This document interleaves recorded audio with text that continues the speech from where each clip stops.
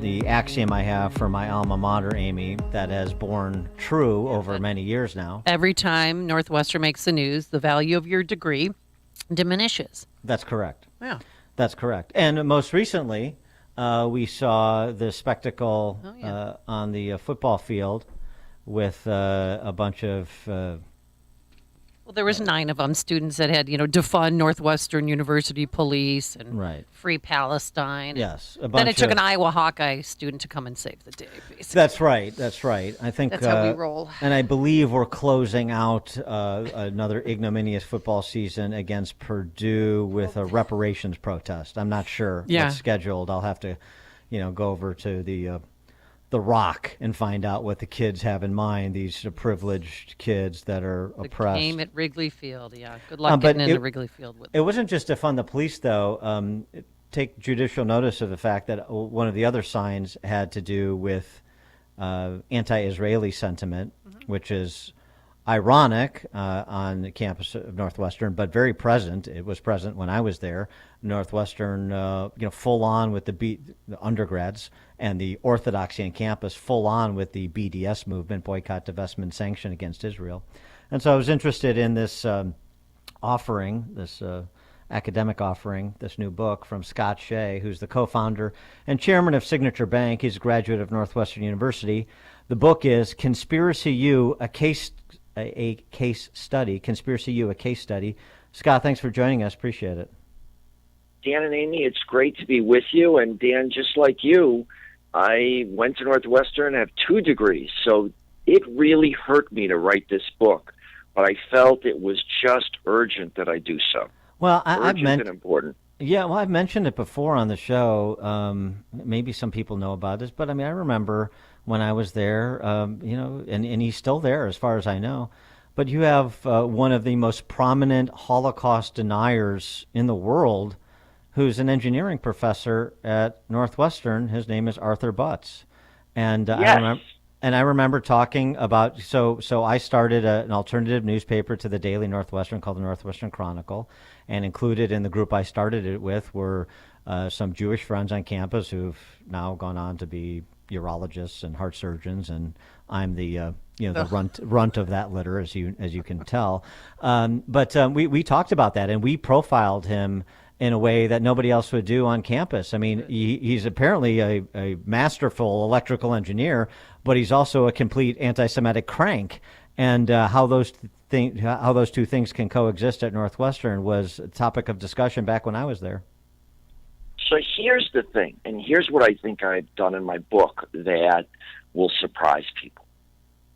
There's far-right and far-left conspiracy theories going on at Northwestern University that are masquerading as scholarship that really have some deep commonalities.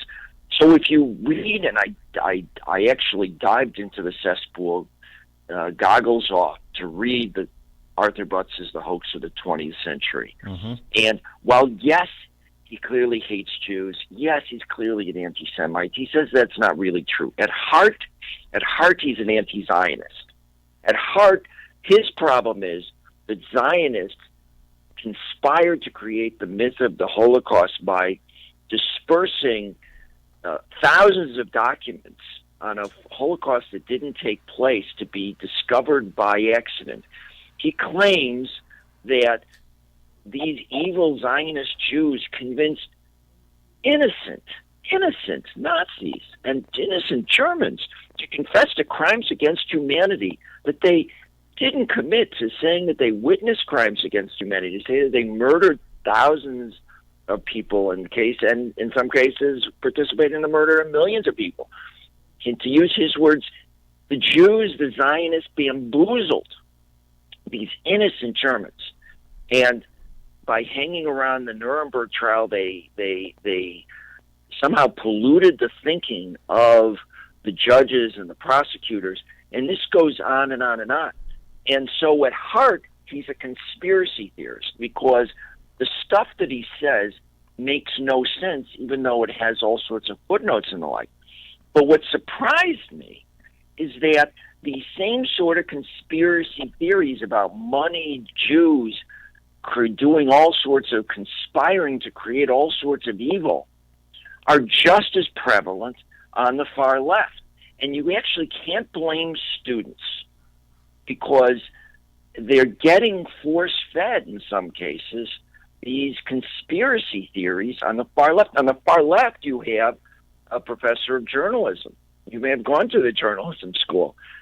He is actually, Professor Stephen Thrasher is actually a Daniel H. Renberg chair of social justice reporting, where he creates conspiracy theories about Jews sending drones over Gaza to gas people. Obviously totally false. How Jews are conspiring, the Zionists are conspiring to hurt all people of color through collaborations with police. Nonsensical stuff. But at the heart, Butts believes the Zionists are conspiring to harm all white people, and Thrasher and I talk about Professor Jessica Winiger and Professor Sammy Hermes and other professors at Northwestern think that Jews are conspiring to harm all people of color. So they've each got their conspiracy theories. They each are claiming that they are scholarship, and they each are total bunk. And people are taking that in, students are taking that in as though it is true scholarship. And that's what this book exposes. Well, I would argue, I mean, they're all identitarians of a different stripe, but they're all coming from the same place of really, I mean, it's Marxist-Leninism with race as a lens. It's all the BDS movement is decidedly left. And I guess the question then becomes, well, how does the university, through many Jewish students, many Jewish benefactors, other Jewish professors, former Jewish presidents of the university, Arnie Weber was president when I was there, Mort Shapiro after him. How do they just sort of turn a blind eye to this and just say, well, sort of anything goes under academic freedom? And to me, that's sort of a cop-out. Well, there are a few things. Number one, and again, I think that the amazing thing that the book shows is that there's such commonality from the right to the left, far right and far left on the issue of not liking Jews and thinking that the Jews are the only people on the earth that don't have the right to political self-determination. Because even though the BDS movement is really now widely a part of the left, the BDS movement, in a certain kind of way, was actually started by the far right in the U.S. William Luther Pierce tried to get, during the 70s, the McDonnell Douglas Foundation by using the shareholder proxy machinery to not sell arms to Israel. Mm-hmm. So again and again, I show there's a commonality, and the far right considers the U.S. government the Zionist occupation government, and they've also morphed away. But here's the sad thing, is that Jewish donors, sadly, to Northwestern and to other places, are just accepting that, sort of this is the way things are, and it's a pretty sad situation. And what worries me, frankly, in many ways, more than the vociferousness of the far left right now and far right, what worries me more is the apathy of folks who should know better, Jewish members and other people who understand basic scholarship, who are on the board of trustees of Northwestern, and people who should be allies of Jews, who understand this, that Jews have indeed suffered for a long time and indeed are like everybody else and shouldn't be the one population on the earth that have all of these conspiracy theories said about them, and don't deserve to have a state. And it's a serious problem. The apathy is a serious problem, and that you underscore. There's a couple of things from your book I just wanted to highlight. I like the idea that Northwestern's motto, which it does not live up to in my estimation, "Quam se san vera," whatsoever things are true, combined with a golden rule, is a good is a good construct, a good framework for life on campus. Actually, it's a good framework to organize a free society. It's even more than that, but that's not what's happening. And you write this. You write, it's not the presence of Marxist, postmodern, or decolonial theories on campus that's the problem. It's their hegemony. That's a great way to put it. It's very succinct insight. It's not just their dominant, they've achieved dominance on campus just through, the competition of ideas in the free marketplace. Wrong. It is imposed orthodoxy. That is how they enjoy hegemony, and you're punished in many respects if you deviate. Yes. And look, I grew up, I got so much from Northwestern. It really helped me in so many ways. And that's why it's so sad, so very sad to see this happen, where scholarship has been hijacked for ideology and is being, what should be scholarship has become ideology. And like a couple of the people who wrote blurbs for the book said that I wrote a tough love letter to Northwestern University. And that's really what I did, because strangely enough, this book, and it really comes out of a love for Northwestern. That's why I focus on Northwestern. And some people at Northwestern say, well, why did you focus on Northwestern? Why didn't you pick on somebody else? You should be loyal to your alma mater.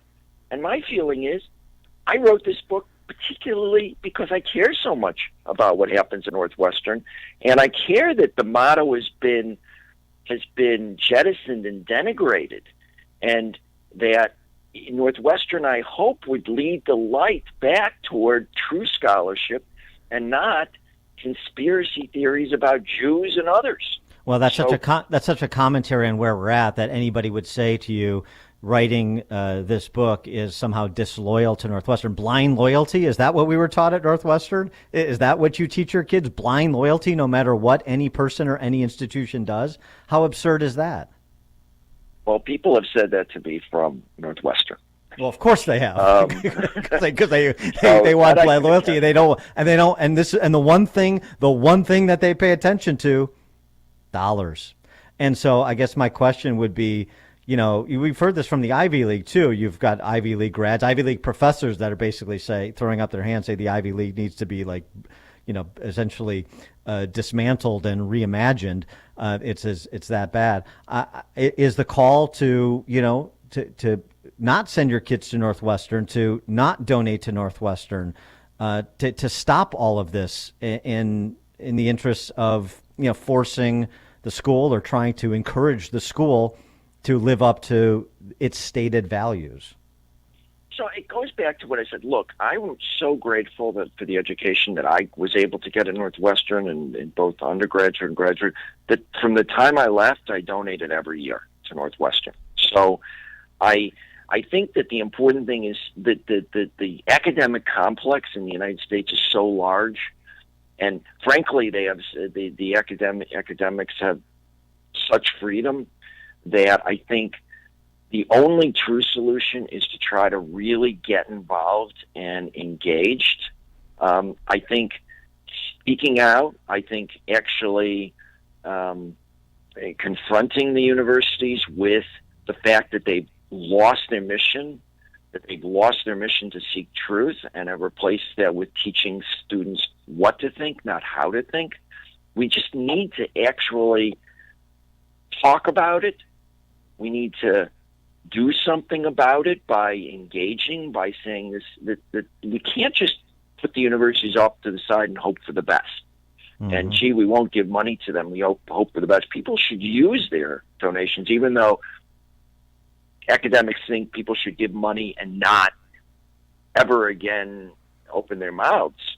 But I think people should use it as an opportunity to have dialogue and to say, hey, what's happening at campus doesn't stay on campus, because as you pointed out earlier, this is leaking out and spreading in society, and it's part of the reason why people are so susceptible to conspiracy theories, because they're being taught them.